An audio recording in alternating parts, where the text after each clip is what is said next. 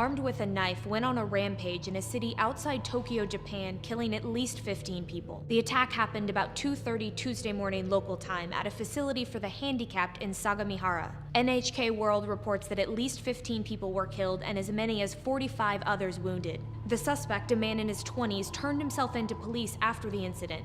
Officials say the man confessed to the stabbings and has been arrested on murder charges. Shooting overnight in Florida outside a nightclub again, this time in the city of Fort Myers. 2 males are confirmed dead. More than a dozen others are wounded. Some of them got life-threatening injuries. RT's Report Naya is in Florida. Let's see what's happening here. Hi, Marina. Nice to see you today. Details have been slowly emerging. Bring us up to speed with what you know your end. Well, police say gunfire erupted in the parking lot of a Fort Myers club around 12:30 a.m. Eastern time. The establishment, Club Blue, was packed with teenagers because it was hosting a swimsuit glow party, and anybody of any age was allowed to come. According to police, 2 people were killed and at least 16 injured. The youngest victim to be identified by age so far is 12 years old. Death toll has climbed to 48 as clashes between protesters and Indian security forces continue into a 3rd week in the Indian-controlled Kashmir. Thousands of people took to the streets in Pakistan to condemn alleged atrocities committed by India's military after the leader of a militant group fighting Indian control of the Muslim-majority region was killed 2 weeks ago. Indian Home Minister Rajnath Singh said he regrets the deaths and asked forces to exercise maximum restraint when dealing with protesters. On edge. It started out as a traffic wreck between an officer and another driver, but it got ugly fast. Listen to the recording of the police radio as the Oakland sergeant inside her cop car tells the dispatcher someone has just walked up and begun firing shots, pinning her down. 40B, what's your location? I just got shot at. I was at Carson, 940B. 3. Oh, I can't get out of the car. Who exactly was shooting at the officer? That's not clear. Investigators say it appears to be unrelated to the traffic wreck. Turns out no bullets connected. The sergeant did not get shot, but she was hospitalized for injuries related to the crash. I heard the audio, and it put a chill down my spine. Munich is coming to terms with the trauma of the killings that left 9 innocent people dead. A planned festival to celebrate 500 years of the Reinheitsgebot, or the German beer purity law, has been cancelled as a mark of respect. Wang Yi has once again criticized South Korea for allowing a U.S. missile system on its soil. Wang told his South Korean counterpart that the move harms the foundation of mutual trust between Beijing and Seoul. South Korea's Foreign Minister Lee Byung-se has assured China that the missile system deployment would not threaten Beijing's security interests. Seoul and Washington insist that the terminal high-altitude area defense unit would only be used to defend the South against North Korea's ballistic missiles. The deployment of the THAAD batteries into the southern town of Songju has already triggered massive protests from local residents.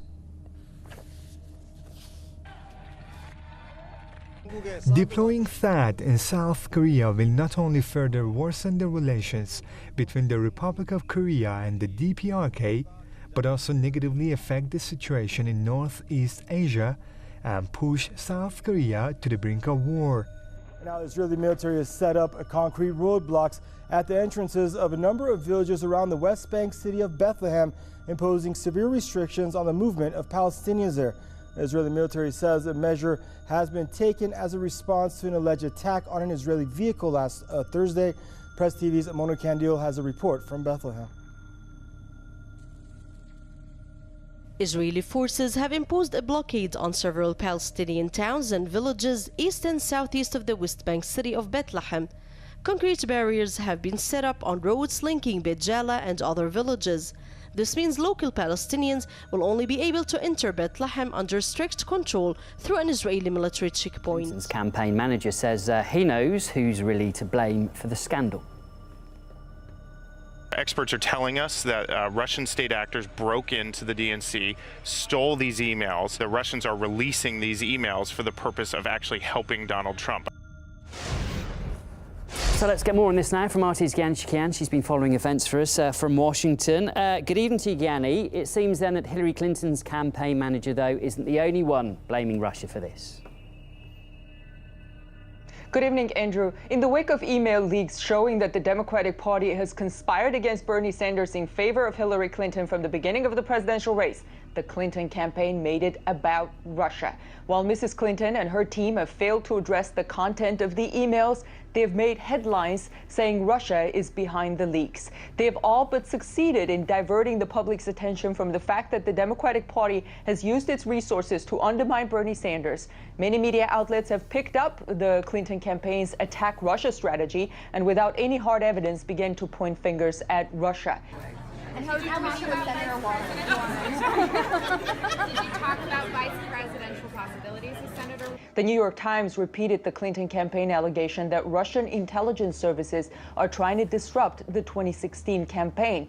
The article appears to convolute the newly leaked emails with the DNC documents that were leaked last month, including opposition research on Donald Trump. Back then, the Democratic Party and the cybersecurity firm they hired suggested they were hacked by two Russian intelligence agencies. The firm added that the two worked without knowledge of each other, which struck many people as odd, especially if considering the allegation that it was a government hack. Anyway, WikiLeaks reacted to the convoluted article in the New York Times by saying, quote, "Major error in the story. The documents the article talks about are not the emails we released. In fact, not emails at all." Concerns for hundreds of thousands of people here in Massachusetts.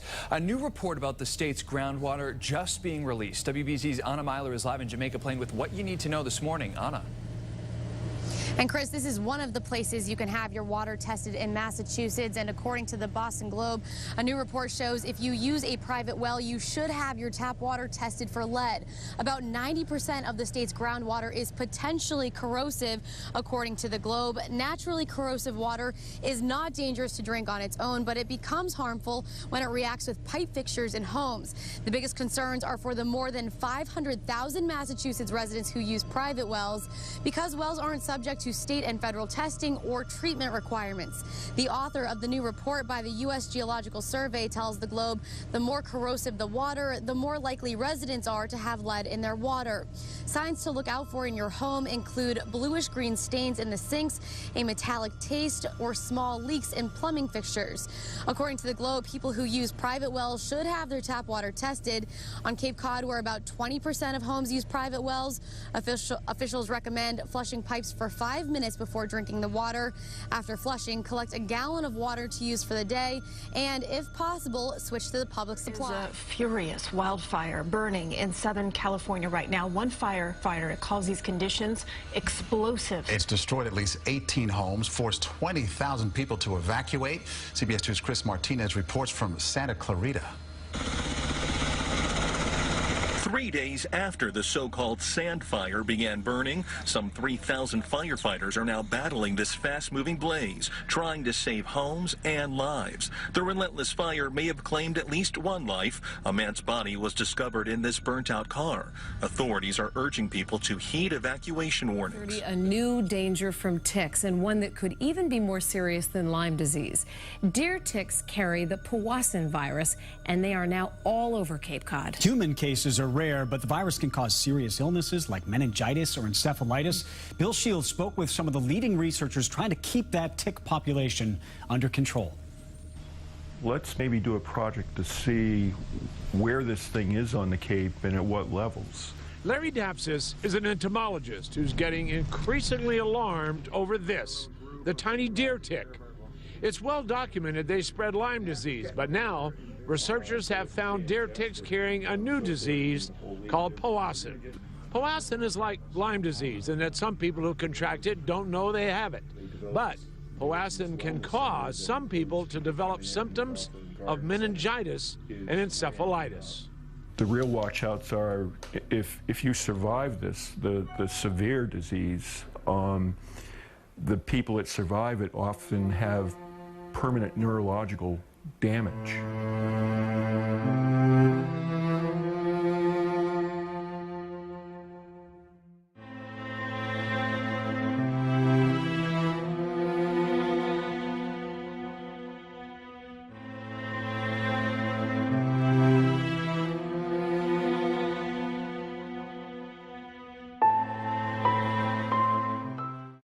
To be identified by age so far is 12 years old. Death toll has climbed to 48 as clashes between protesters and Indian security forces continue into a third week in the Indian-controlled Kashmir. Thousands of people took to the streets in Pakistan to condemn alleged atrocities committed by India's military.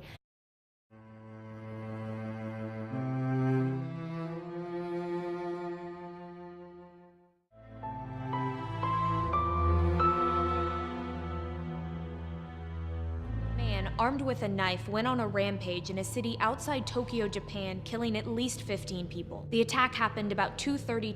This time in the city of Fort Myers, 2 males are confirmed dead. More than a dozen others are wounded. Some of them got life-threatening injuries. Our team Marina Naya is in Florida. Let's see what's happening here. Hi, Marina. Nice to see you today. Details have been slowly emerging. Bring us up to speed with what you know your end. Well, police say gunfire erupted in the parking lot of a Fort Myers club around 12:30 a.m. Eastern time. The establishment, Club Blue, was packed with teenagers because it was hosting a swimsuit glow party, and anybody of any age was allowed to come. According to police, 2 people were killed and at least 16 injured. The youngest victim to be identified Tuesday morning local time at a facility for the handicapped in Sagamihara. NHK World reports that at least 15 people were killed and as many as 45 others wounded. The suspect, a man in his 20s, turned himself into police after the incident. Officials say the man confessed to the stabbings and has been arrested on murder charges. Shooting overnight in Florida outside a nightclub again.